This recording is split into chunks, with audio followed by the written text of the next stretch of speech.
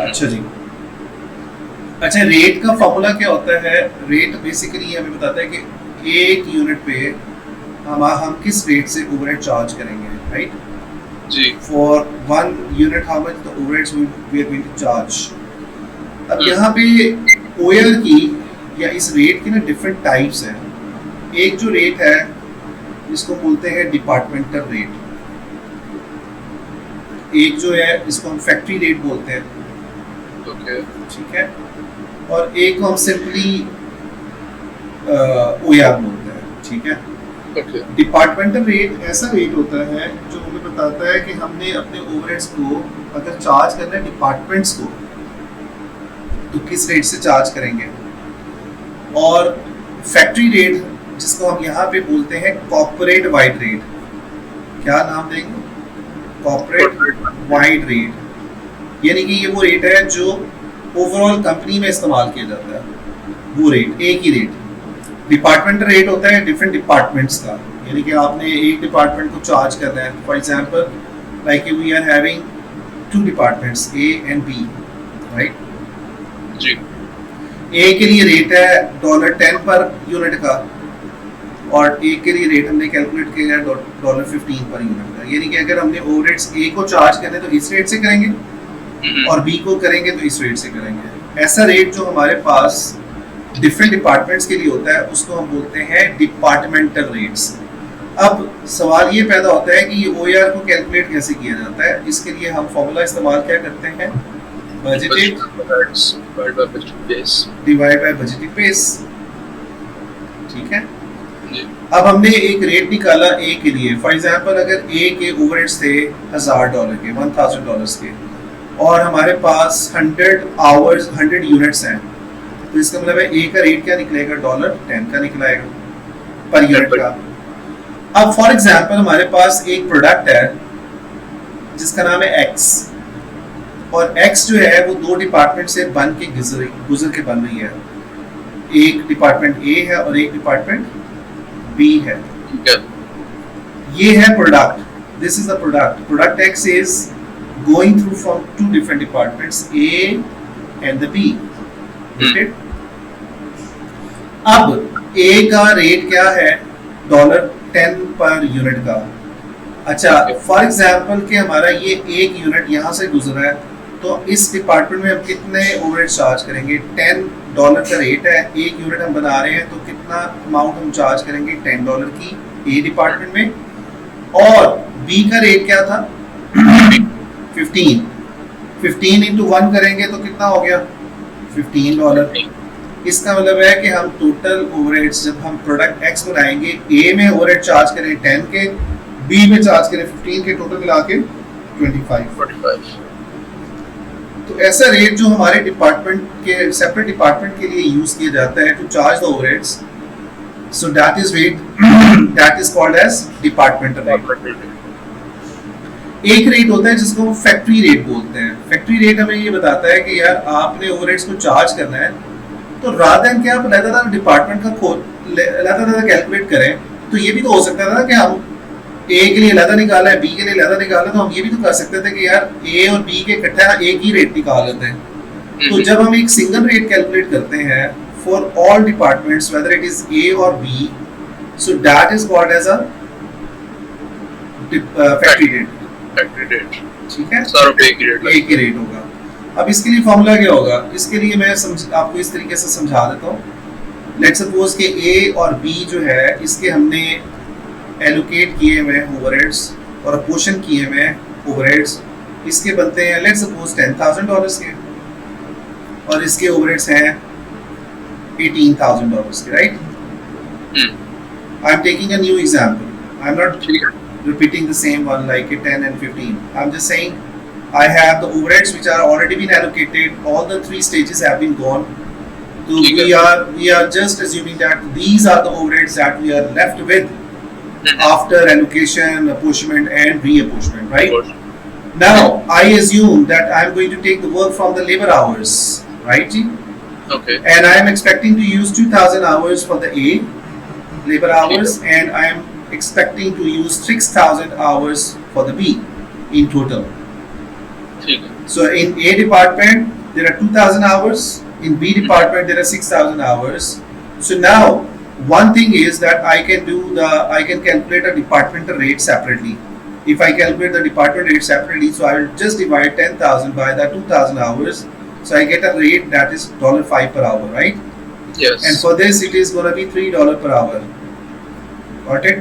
तो ये हमारा क्या कहलाएगा? ये डिपार्टमेंटल रेट कहलाएगा, क्योंकि मैंने अलग-अलग रेट कैलकुलेट किया है। अब रादन के यार हम अगर ए और बी का अलग रेट निकाल रहे हैं, चूंकि बेस सेम है दोनों की आवर्स की, तो हम दोनों को इकट्ठा क्यों नहीं कर देते? यानी कि ओवरहेड्स को अलग इकट्ठा करते हैं।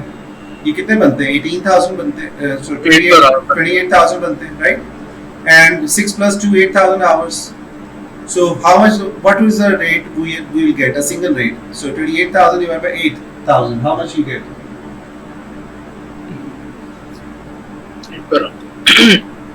जी जी 28,000 divided by 3.5 per machine labor hour, right? Yes. It means that this is a single rate, whether you are going to charge the overheads in a A or in the B. So you will be using the single rate, and that rate is called as a factory rate or factory rate. Yes, but the factory rate is only calculated when you have the same base. If you have a different base, then you will be calculating the department rate. मतलब एक में machine use हो रहा है और एक में labour use हो रहा है। हाँ जी। जैसे कि फॉर एग्जांपल ए के लिए आप $10,000 का ओवरहेड्स थे एक में और $18,000 थे बी के लिए, राइट? जी। अब यहाँ पे हम काम ले रहे हैं मशीन आवर्स से।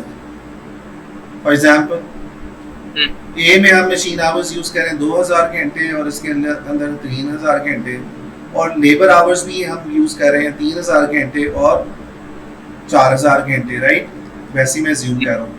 अब यहाँ पे आपको दो बेसिस दी हुई हैं जिसकी बेस पे हम रेट कैलकुलेट कर सकते हैं। अब देखें, सिंपल सी बात है कि अच्छा इसको आप अज्यूम कर लें, ये हमारे पास ना 2 की बजाय आप इसको 6,000 कर लें, 6,000 कर लें, डबल कर लें। सिर्फ समझानी एक बात है आपको। अब देखें, ये भी हो सकता है कि जब हम प्रोडक्शन करें तो हम दो लेबर से भी काम लें और मशीन से भी काम लें, राइट? तो हमने चूज करनी होती है हायर बेस। जो हम ज्यादा काम ले रहे हैं मशीनों से ले रहे हैं ए के लिए, और बी के लिए हम ज्यादा काम किससे ले रहे हैं? लेबर से, जो हायर बेस है। अब यहाँ पे हमने बेस चूज किया 6,000 for the machine hours a के लिए, and for the B we have chosen the labor hours for the B. Got it?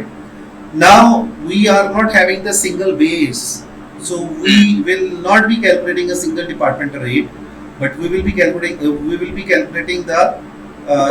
departmental rate rather than the factory rate, right? So 10,000 divided by 6,000 करेंगे तो हमारे पास क्या rate निकलता है A का? 10,000 divided by it is 1.6. 1.67. Just 6. Okay, 1.6 per labor machine hour, right? जी। ऐसे ही है ना? machine hour. अच्छा, इसके लिए क्या होगा? 8,000 divided by 4,000 करेंगे। 18,000 divided by 4,000. So how much you get per hour rate? 4.5 $4.5 per labour our. अब इसके लिए चूंकि लेबर आवर्स की बेस थी, इसके लिए मशीन आवर्स की बेस थी, तो अलग-अलग हमने रेट कैलकुलेट किया। यस, ठीक है? तो ये चीज़ हमें यहाँ पे नज़र आ रही थी, जो हम अब यहाँ पे बात करने लगे हैं डिपार्टमेंट रेट और कॉर्पोरेट वाइज रेट। तो इसने यहाँ पे ना आपको एक अज्यूम करके डाटा दिया। अच्छा, आपने मुझे वो एक को पढ़ने के लिए भी दिया, तो फैक्ट्री फिक्स फैक्ट्री ओवरहेड्स। जी, मैंने रीड किया था, लेकिन मुझे इतनी कोई खास की मतलब समझ नहीं आई थी को बताना के चार। कौन सा टॉपिक है?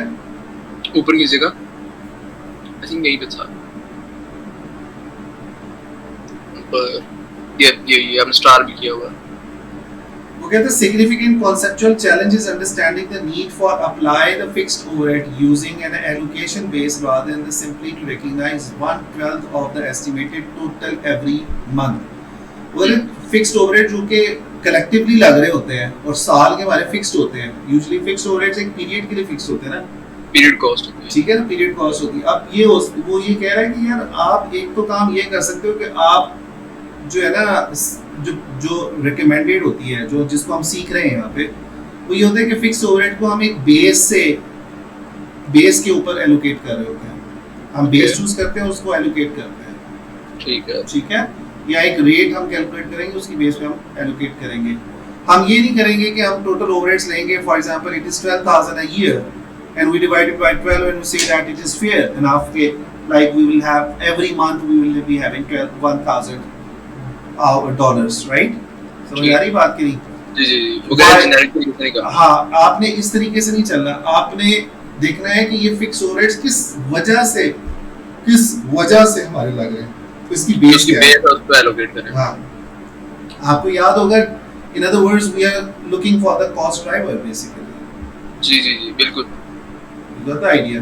So we are मतलब अगर हम लोग रेंट को मतलब अगर बजट ओवर एलोकेट कर रहे हैं, हाँ, तो अभी उसको ड्राइवर लेके उस पर हाँ, इसलिए कि जो फिक्स्ड ओवरहेड्स हैं उसकी कोई ना कोई रीजन होगी ना कि हमें फिक्स्ड ओवरहेड लगाने पड़ेंगे, कोई एक्टिविटी होगी पीछे, इसलिए। अदरवाइज क्या होगा, इससे ये भी हो सकता है कि अगर हम वो पे कर ही जा रहे हैं लेकिन वो जिस चीज के लिए नहीं इंटेंडेड उस पे भी लग रही है। हाँ बिल्कुल, exactly, this is what I was expecting कि I was just about to tell you or explain to you कि यार this will not be fair enough, because even though whenever in some months we are not doing activity but we are spending the cost, got it? So we just see कि यार incremental cost कहाँ लग रही है। incremental decision making में ना याद रखना है आपने, जब हम मैनेजमेंट अकाउंटिंग पढ़ते हैं तो we are talking about the decision making thing and we see कि यार इस वजह से ये कॉस्ट लग रही है और इस डिसीजन से ये रिलेटेड कॉस्ट है। तो फिक्स्ड ओवरहेड्स को इसलिए हम एक प्री डिटरमिन रेट के साथ चार्ज कर रहे होते हैं, ठीक है, रादर देन कि जस्ट हम उसको डिवाइड करते हैं मंथली पे। अच्छा, ये चीज समझ आ गई अब तो जी।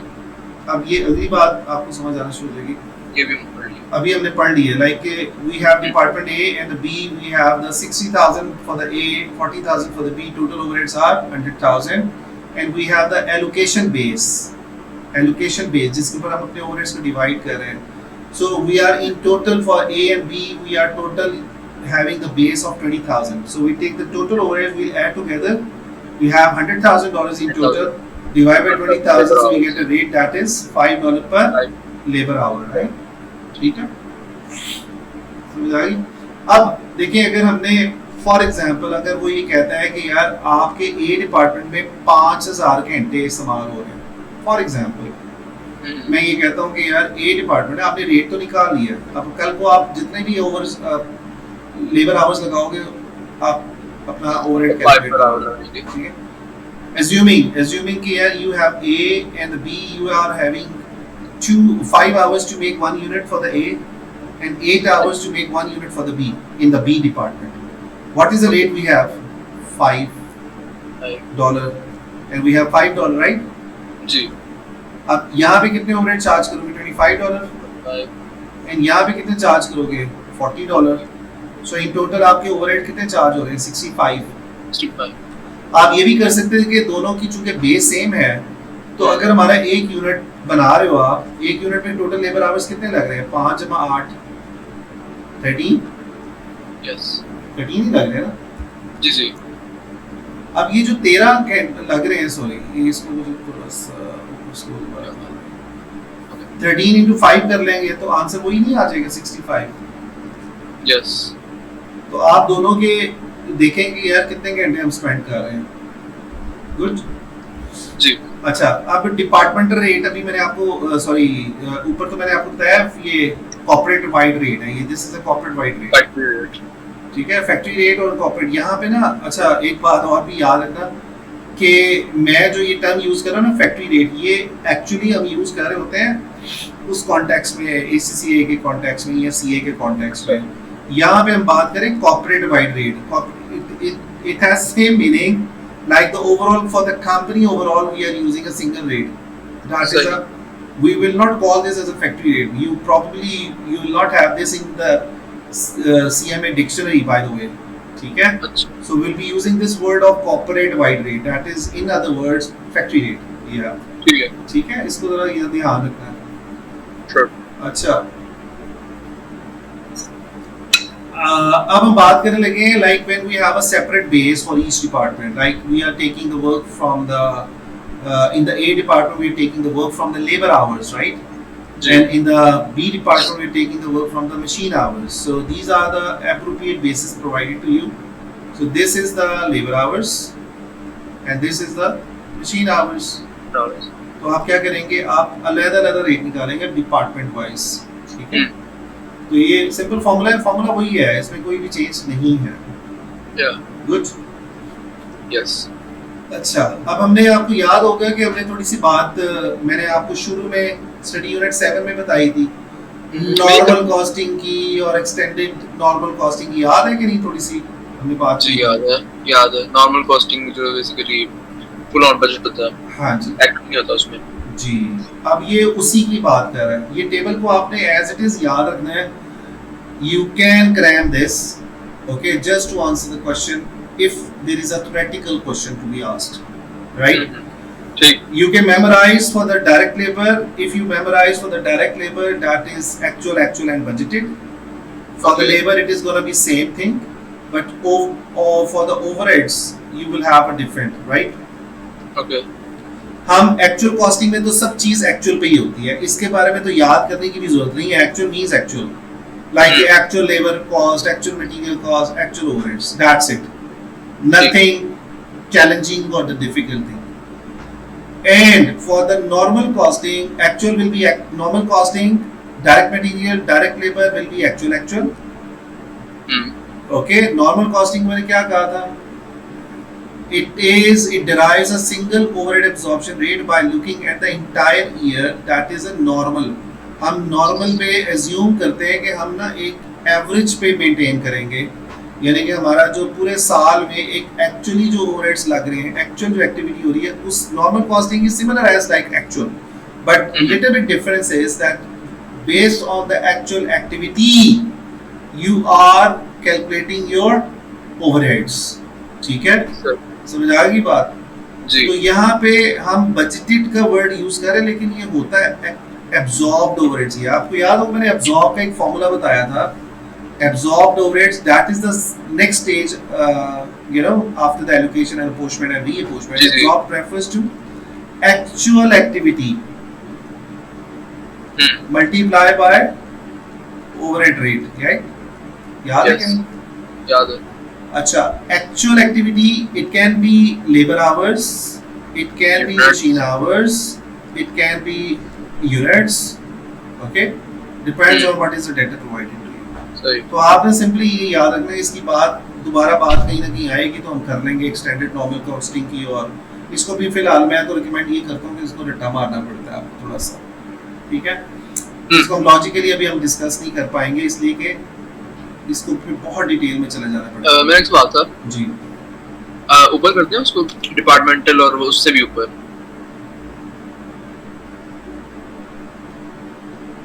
अच्छा यहाँ पे रोके, ये लिखा हुआ है ओवरहेड एप्लीकेशन रेट $5 पर direct labour our. Direct cost तो ऑलरेडी ट्रेसेबल होती है, उसमें तो हमें एलोकेट नहीं, ये डायरेक्ट लेबर की ये हम बात करें, हम ये बेस की बात कर रहे हैं, किस बेस पे हम अपने ओवरहेड्स को चार्ज करेंगे। बेस हमारी क्या है? यही है ना जो अभी मैं आपको फॉर्मूला बता के आया जी।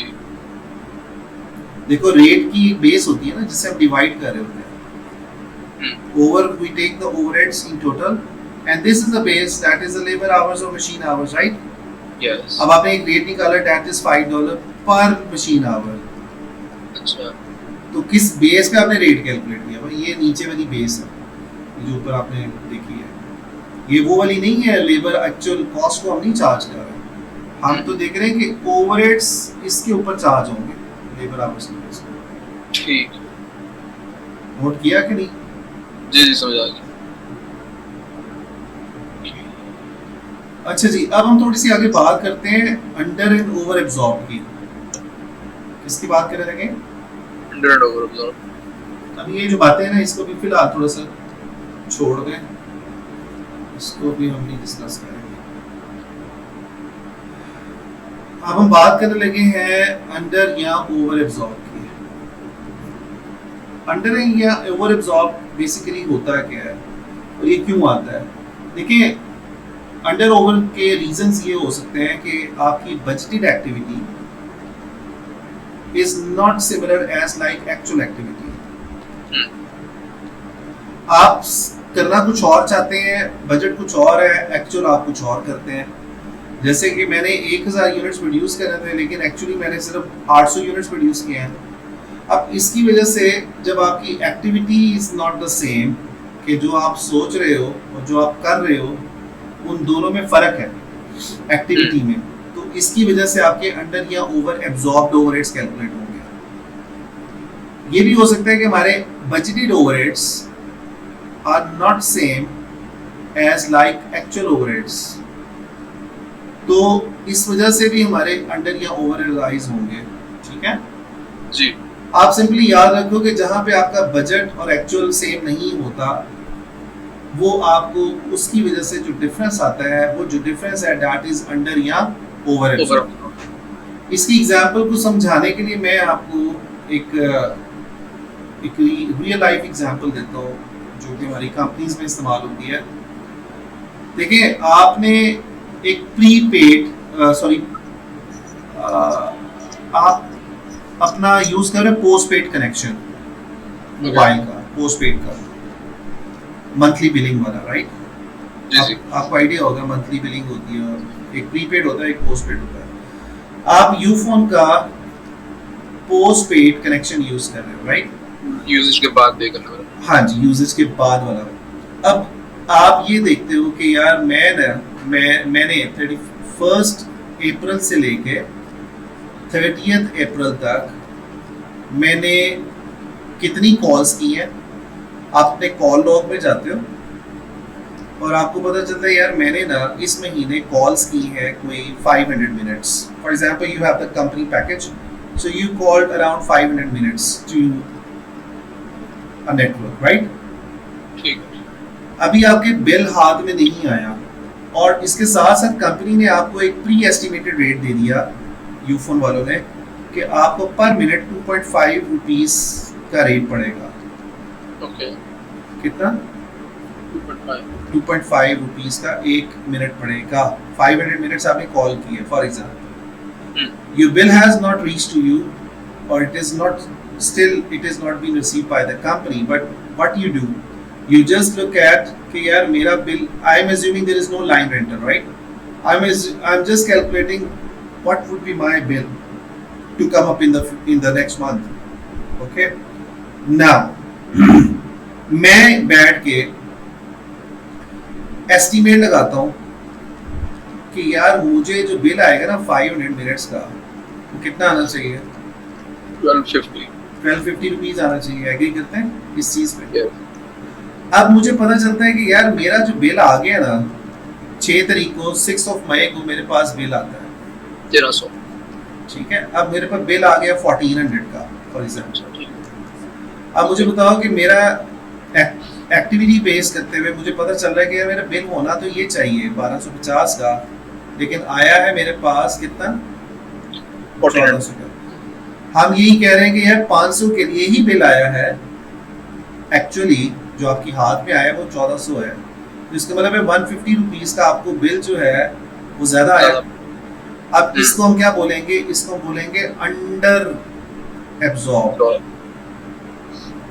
क्योंकि आपने एस्टिमेट किया हुआ था कि यार मेरे हाथ में बिल आएगा 1250, मैंने 1250 पे करने हैं। Due to some increase in the tariffs basically by the Ufone, so they put a different rate for you. So actually you received the bill of 1400. Now tell me how much the expense you should book in your profit and loss. How is the bill has to be recorded in your books of accounts? 1400. 1400. That it will go out of your pocket. जी समझ आ रही बात? ये आपने पे करना है ना? आपने 1250 नहीं पे किया। अच्छा आप जरा 1 मिनट के लिए आप assume करो you are on the 30th of April, you book in your profit and loss the bill of 1250, and on 6th of May you receive the bill and you have to now book 150 more because you have recorded in your books under absorb. By how much? 150 rupees. So eventually you have to pay 1400 rupees. जी ठीक है, इसका मतलब क्या हुआ कि under absorb आपने किया, आपने एक्चुअल एक्टिविटी तो वही है। अच्छा, यहाँ पे हम लाइक विद लाइक कंपैरिजन करने की बात कर रहे हैं कि हमारा बिल 500 पे होना कितना चाहिए था। In other word this is absorbed overheads जी and actually for 500 how much you are paying 1400 तो आप यहाँ पे 150 का और खर्चा और एक्सपेंस बुक करेंगे। ठीक है, समझ आ गई बात करी। तो हम इसको अंडर और ओवर को एक शॉर्टकट से भी याद रख सकते हैं कि अंडर का मतलब क्या होता है, जब आपके absorbed overheads are lesser than the actual overheads जी and the difference is known as to be the under and Basically, that आपका डिफरेंस अंदाजा थोड़ा पड़ गया। हाँ, that difference will be added into your expenses. Got it? And if it is over, so the reverse will happen. So absorbed will be greater than the actual. It means the difference has to be added in your income. Yes ठीक है, अब ये भी तो हो सकता था ना कि यार हमने बिल डाला है 1250 का, हमने बिल डाला 1250 का, लेकिन आपको एक्चुअली बिल आ गया 850 का। ठीक है, आपको कोई डिस्काउंट मिल गया या आपको कोई उन्होंने खुश होके दे दिए आपको कम चार्जेस। आप मुझे बताओ कि 400 का जो आपके पास आया है वो क्या है, वो ओवर है। आपने कितना डाला हुआ है 1250 कॉस्ट ऑफ सेल्स में? कॉस्ट ऑफ सेल्स में 1250 डाला हुआ है, अपनी कॉस्ट में इतना डाला हुआ है, बट इट मींस कि यार now to come on to the 850 you have to adjust this 1250। आप इसको ठीक करने की कोशिश कर रहे हो ना 400 से, इसमें अब क्या करेंगे, 400 माइनस कर देंगे तो हमारे पास क्या आता है आंसर, 850 नहीं आ जाएगा। Eventually you have reach up to the actual activity, actual overheads by the way, sorry जी। तो this is what you have to remember for the exam. ठीक है, तो ये मैंने यहाँ पे ना स्टैटिक लगा दिया, you have to remember this. Okay, it's important table. Okay Now, what I was explaining to you, कि this is very important कि यार इसको आप कहाँ पे लिखेंगे। अगर हमारे पास ओवर अप्लाइड है, ओवर अप्लाइड means कि we have to adjust our cost of sales, right?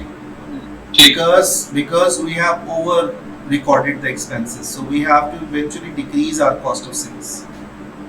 Good? Yes. And if it is under applied, over applied, now he's using the word of not absorbed, he's using the word of applied. So under applied means you have under recorded the cost of sales, so for under you will add into your cost of sales. Yes. And over means you will deduct in the cost of sales, right? So this was the adjustment. Now he's also telling you about the something which is like he has used the word of immaterial thing. देखिए कई दफा ये जो difference होता है ना बड़ा minor सा होता है, बहुत माइनर होता है, तो आप इसको यूजुअली अगर ये इमटेरियल है जिसकी अमाउंट इतनी बड़ी नहीं है तो उसको हम कॉस्ट ऑफ गुड्स सोल्ड में ट्रीट इस तरीके से कर सकते हैं, लेकिन आम औकात में भी हम इसको इस तरह ही ट्रीट कर रहे होते हैं। ठीक है, यस। अच्छा, अगर ये मटेरियल हो, बड़ी अमाउंट हो, तो अब ये जो बात कर रहा है ना ये सीएमए के कॉन्टेक्स्ट में कर रहा है। ओके, वो कहता है if the amount of over और under applied is considered material, बड़ी अमाउंट है, it should be allocated based on the relative value of work in progress inventory, finished goods inventory and cost of goods sold. वो कहते हैं कि अगर ये amount बड़ी है तो हम क्या करेंगे, हम कंसिस्टेंटली उसको अप्लाई करेंगे इस तरीके से। क्या करेंगे, वो कहते हैं अगर ये ओवर अप्लाइड होगा तो we will decrease the cost of goods sold. ठीक है, अब जरा कॉस्ट ऑफ गुड्स सोल्ड को एक दफा देखते हैं कि कॉस्ट ऑफ गुड्स सोल्ड कैसे निकलता है। Opening stock plus purchases minus closing stock.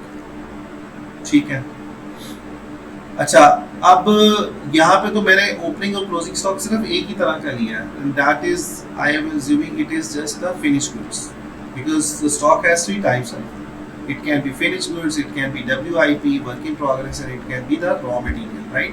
For the manufacturing business. अब वो ये कह रहे हैं कि आपका अगर ओवर अप्लाइड होगा तो आप इसको प्रोरेट कर सकते हो based on the allocated overheads in each balance. Pro rata कैसे कर सकते हो कि आप कुछ डिक्रीज कर दो कॉस्ट ऑफ गुड्स सोल्ड को, कुछ डिक्रीज कर दो WIP को, और डिक्रीज कर दो फिनिश गुड्स के स्टॉक। ठीक है ये बात वही, लेकिन हम क्या कर रहे हैं कि चूंकि आपने ज्यादा ओवर अप्लाइड कर दिए हैं तो जिसकी वजह से इवेंचुअली हमारी कॉस्ट ऑफ गुड्स सोल्ड पे भी इफेक्ट आएगा।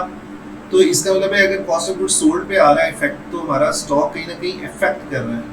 तो हम एक तरफ वर्क इन प्रोग्रेस के स्टॉक को भी कम कर देंगे और फिनिश गुड्स के स्टॉक को भी कम कर देंगे, चूंकि हम ज्यादा इन्वेंट्री को शो ऑफ नहीं कर सकते। नोट किया कि नहीं? हम यहाँ पे प्रोरेटा कर लेंगे। वो ये कहता है सिंपल, आपने ये याद रखना है कि अगर ये मटेरियल होगा तो हम इसको प्रोरेटा कर लेंगे। We will decrease the cost of goods sold, we will decrease the work in progress, and we will also decrease the finish goods. और अगर ये ओवर अप्लाइड होगा तो हम इन तीनों को ही क्या करेंगे, इंक्रीज कर देंगे। ठीक है, अब ये जरा देखिएगा, तो ये प्रोरेटा कर रहा है आपके सामने। वो कहता है कि variable overheads are applied by over applied by 65,000 and fixed overheads are over applied by 20,000। ठीक है, okay, because these amounts are significant, बड़ी अमाउंट है। They are allocated based on the relative values of work in progress and finished goods inventory and the cost of goods sold. The total to be allocated is 65,000. How you will get the 65,000? 65,000, 85,000, sorry, and 20,000. So in total it is 85,000, right? 85,000, yes. अच्छा, अब ये इसको हम कैसे pro rata करेंगे? सबसे पहले तो हम ये तीनों चीज़ों का टोटल देखेंगे कि हमारे पास टोटल पे कितना आ रहा है। 1.3 मिलियन की for example cost work in progress की स्टॉक था। फिनिश गुड्स का स्टॉक कितना है? 650 है। कॉस्ट ऑफ गुड्स सोल्ड कितना है? 455, 4550, 000 है। टोटल निकालना है तो आपको ये पता चल जाएगा कि यार 1300 ओवर 65 करेंगे तो 20% बनता है, ये 10% बनता है और ये 70% बनता है। अब 85,000 को हम इसी बेसिस पे प्रोरेटा कर लेंगे। Got it? ये दोनों ही ओवर अप्लाइड है ना जी।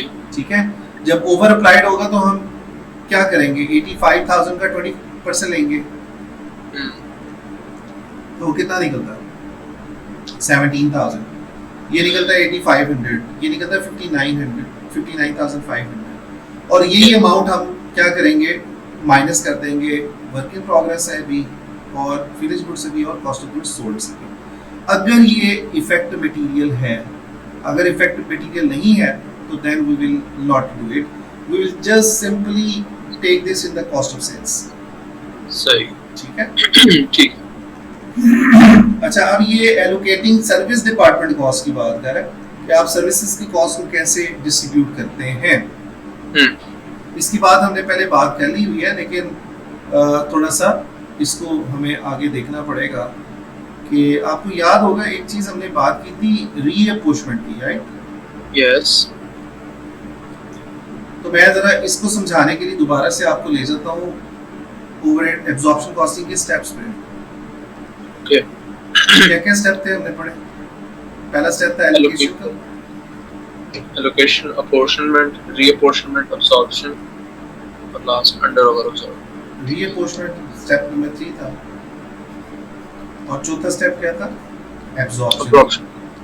अब आप देखो कि पहले उसने आपको रेट बताया है, अब आपको दोबारा स्टेप नंबर 4 समझाया था, अंडर ओवर भी निकलवा दिया है उसने आपको। आप किस पे ले गए? वो स्टेप नंबर 3 पे ले गए।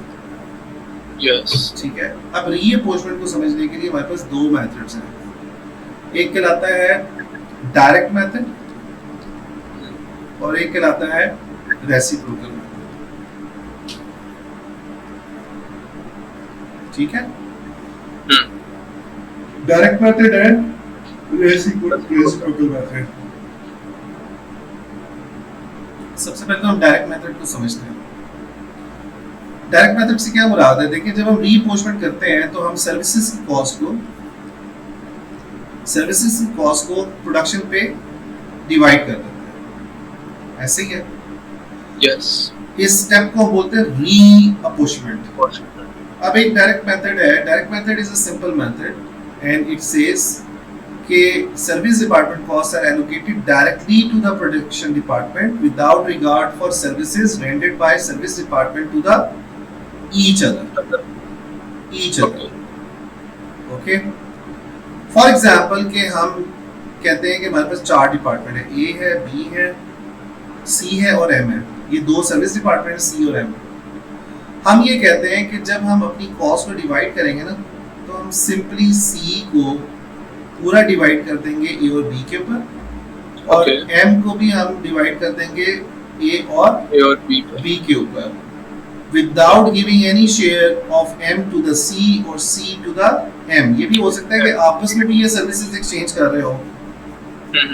बस समझ आ रही है कि नहीं? यस। यानी कि हम ये डायरेक्ट मेथड सिंपल है, हम कहते हैं यार आपस में जो सर्विसेज है ना उसको इग्नोर कर दो और उनकी कॉस्ट को पकड़ो और पूरा डिवाइड कर दो।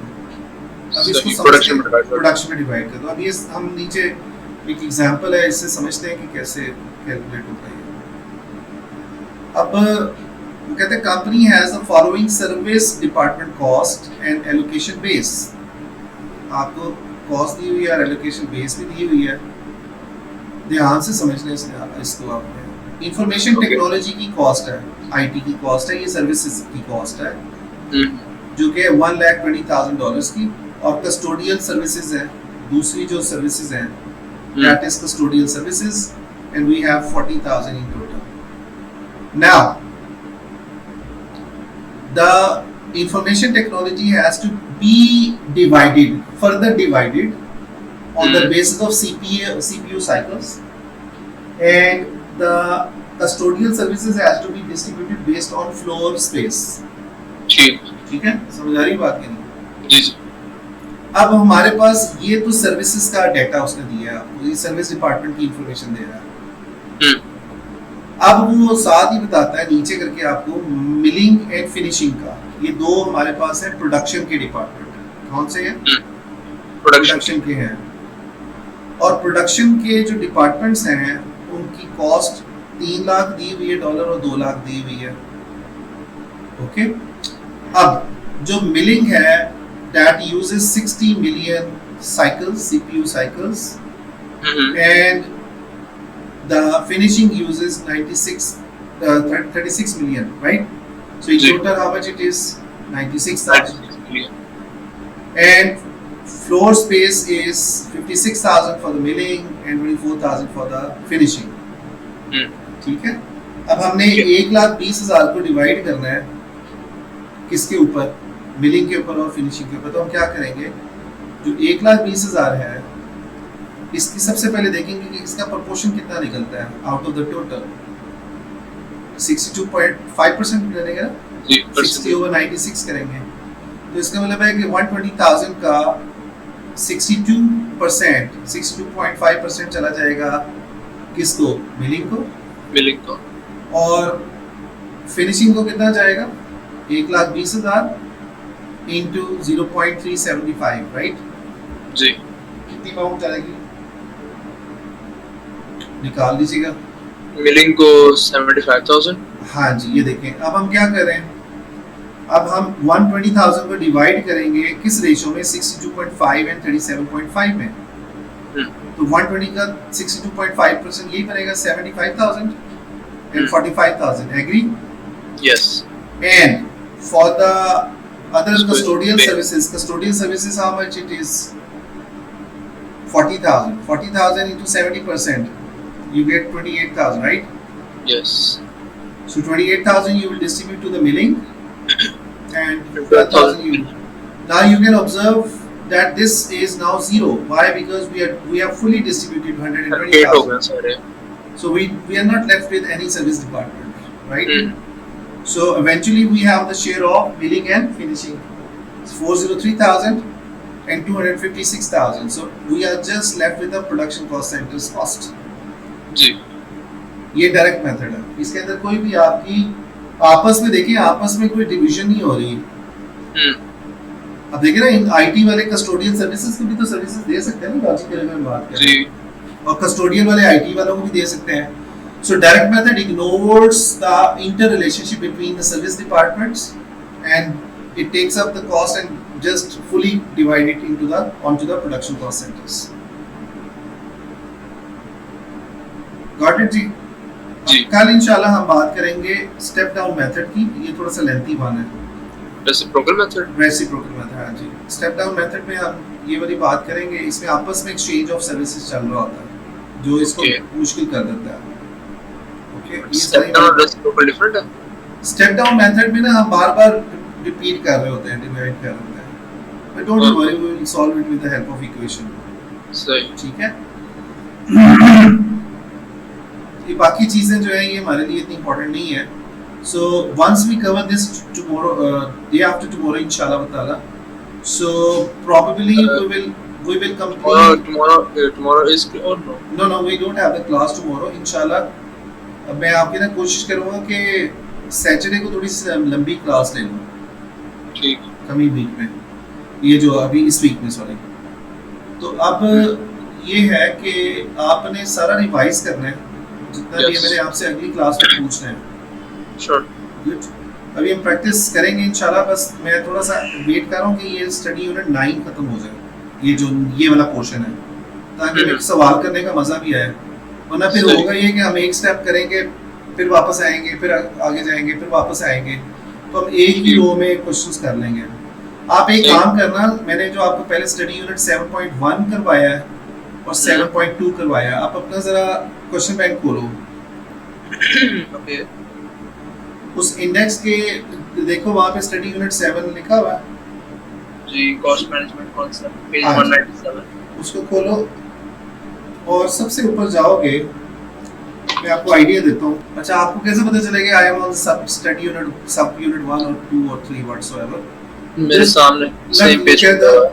Look at this one on the top, what it is written, sub unit 1।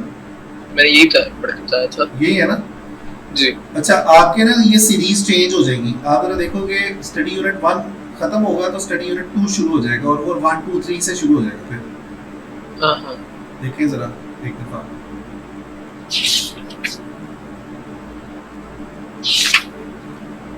Study unit 2 1 जहाँ पे खत्म होगा ना, 2 स्टार्ट जब होगा ना, तो उस 1 2 3 से स्टार्ट हो जाएगा।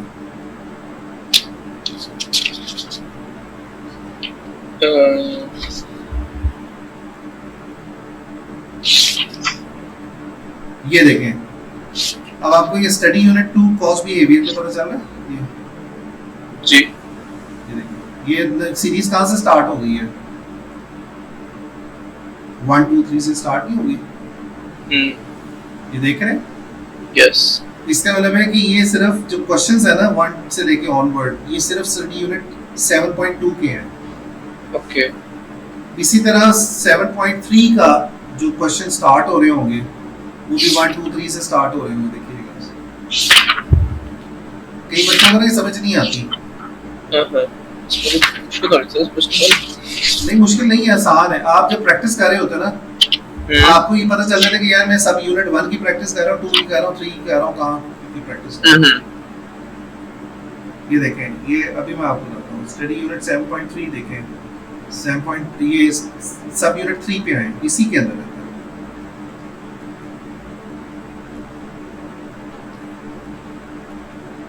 ये आ गया ना जी।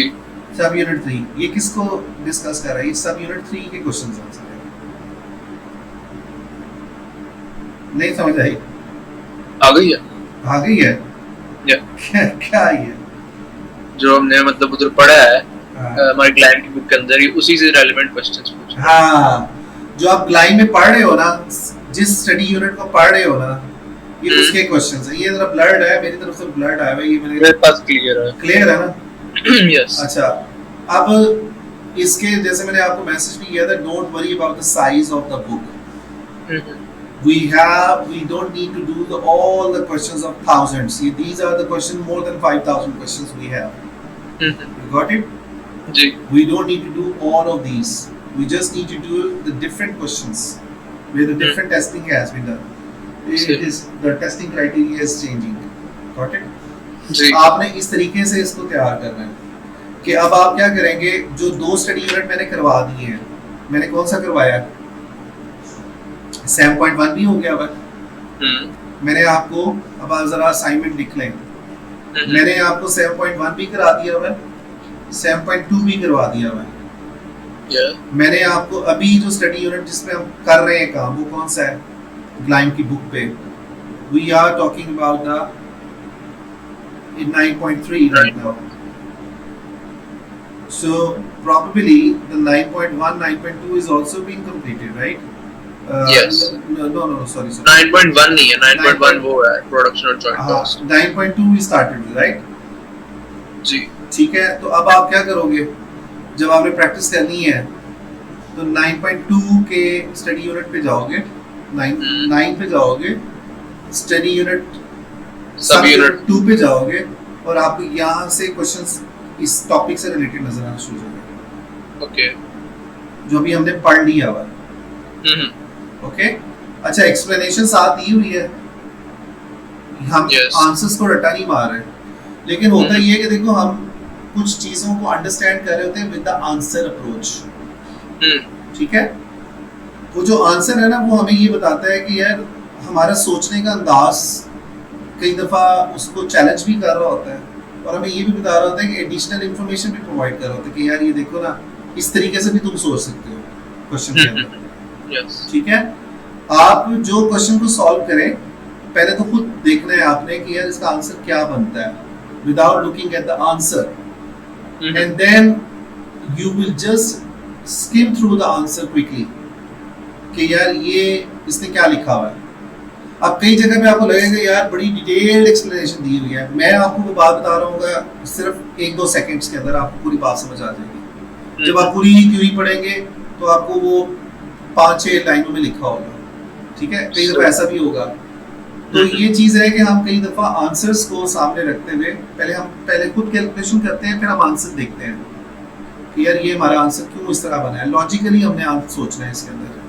ठीक है जी, तो चूंकि ये सॉफ्टवेयर से ना, ग्लाइम के सॉफ्टवेयर से इन्होंने प्रिंट लिए हुए हैं सारे आपके, जैसे आप ये समझ लो कि बैकर है, बैकर के जो क्वेश्चन बैंक है उसका इन्होंने प्रिंट लिया हुआ है जो हार्ड कॉपी में दिया हुआ है। और इसका एक फायदा ये होता है कि आपको लिखने की थोड़ी सी आदत हो जाती है, सॉल्व करने की आदत हो जाती है, चूंकि पेपर में आपने वर्किंग करनी है, रफ वर्किंग पे ही सॉल्व करके आपने आंसर प्रोड्यूस करना है। Yes, you got the point. Yes, तो आई वुड से कि you can make this book dirty if you want, कि आप उसके ऊपर अपना हाईलाइट करें, थोड़ा सा इसका फॉन्ट साइज भी छोटा है, आपको हाईलाइटर यूज करना पड़ेगा।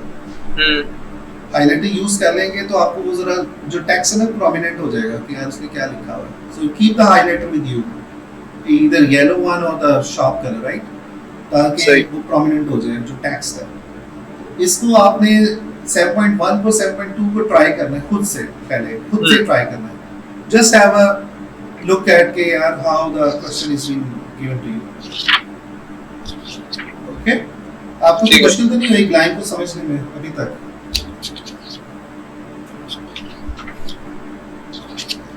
ग्लाइम को समझने में मसला तो नहीं हुआ कोई? नहीं, so far नहीं।